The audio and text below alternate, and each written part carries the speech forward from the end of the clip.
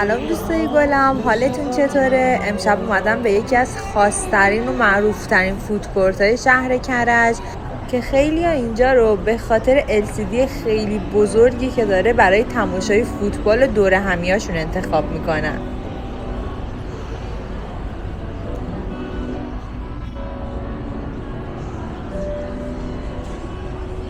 علاوه بر اون خیلی شبا اینجا اجرای زنده برگزار میشه و حسابی شور و هیجان داره و دقیقاً کنارش یه سالن شهربازی سرپوشیده خیلی بزرگ و مجهزه که کلی آیتم و بازیای خفن برای همه سنین از بچه تا بزرگسال اینجا هست و خلاصه یه پکیج خیلی خفن برای خوشگذرونی دور همی اینجا داریم.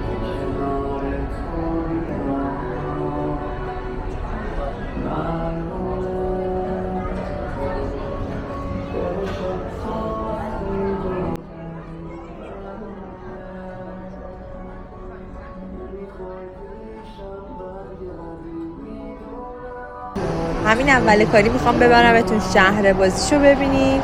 من که خیلی خوشم اومد و حمایت کنید دیگه، حمایت یادتون نره، لایک، کامنت، سابسکرایب. دمتونم گرم.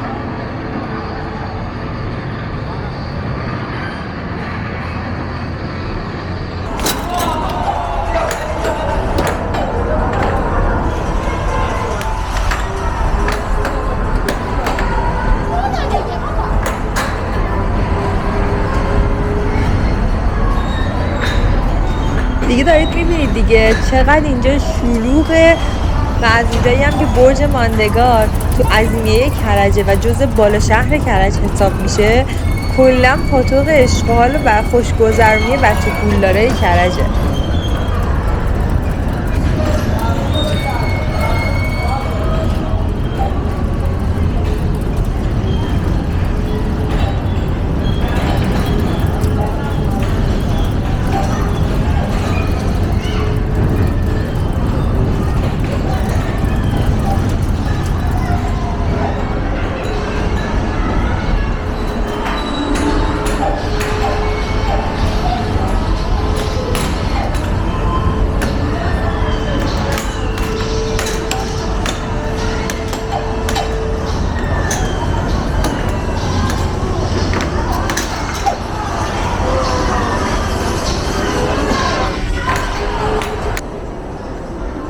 تنوع اجناس تو برج ماندگار خیلی زیاده و همونطور که دارین میبینید چند تا طبقه است که کلی مغازه داره. قیمتاش به نسبت خوبه، نمیشه گفت خیلی گرونه و خیلی وقتا هم حتی تخفیف میذارن، جشنواره میذارن و به نسبت بهترم میشه.